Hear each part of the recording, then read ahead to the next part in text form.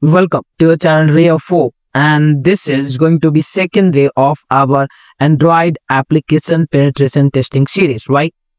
Okay, so guys, in today's lecture, we are going to cover two things.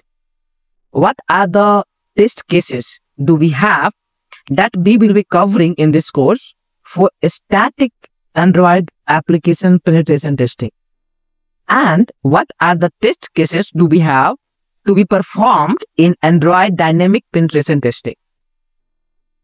We will be covering each of the vulnerability in detail, and we will be also exploiting this, and we will recommend the mitigations for that as well. So when we talk about Android static penetration testing, we can perform reverse engineering. Most of guys might know about it. Then we have something called Android manifest file. Basically, this file will consist a lot of information about the permissions, boot card receivers, content provider, and whatnot. Then we have hard-coded secret and sensitive storage. Wave view. We will be talking about this in detail actually. Then we have intent security and exported components.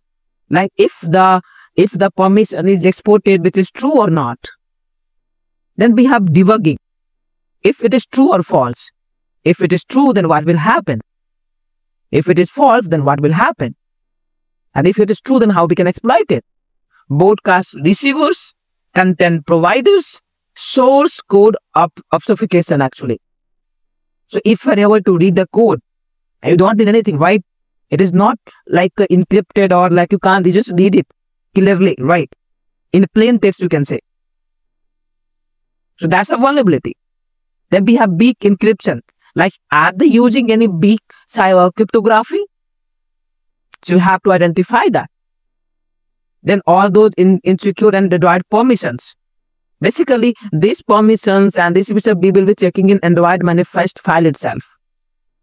Then we have Firebase, intent filters, and sensitive data or information stored in local storage.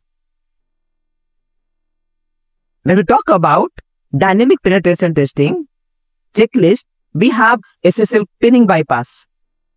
You guys might heard about it if you are learning Android penetration testing, and we will be covering this as well in live environment.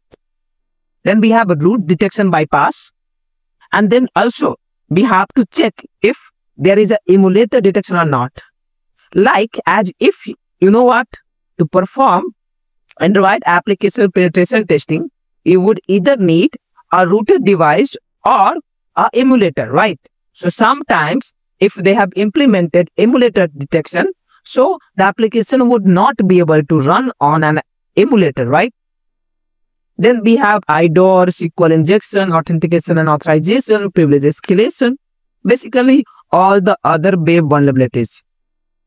Not all of them, but yeah, most of them. Then we can analyze if we are providing the data, are they visible into ADB Logcat? Web view securities.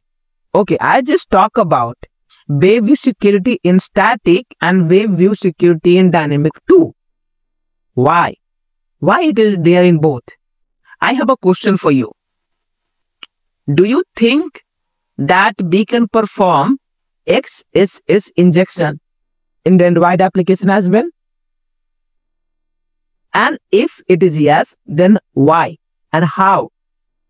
How XSS is possible in an Android applications? See guys, if there are two conditions, if wave view is enabled or it is yes, right? If it is yes, that means you can perform XSS or cross-site scripting attack over here.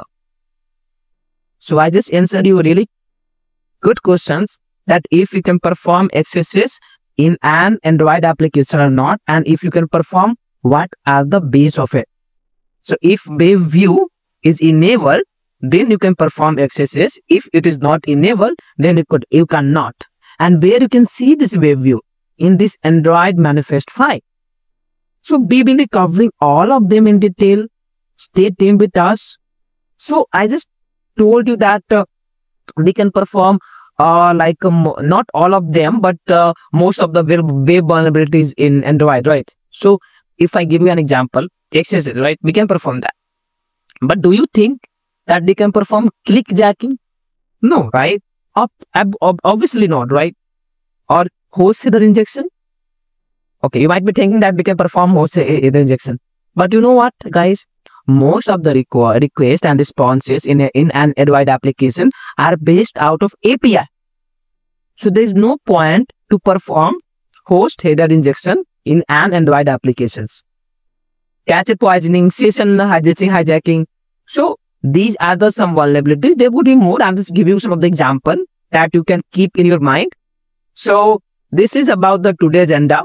If you like the video, do like, subscribe and comment your views. Next video, we will be covering in detail practical scenario that how to read the Android manifest file and what exactly it is, right? So thank you for watching.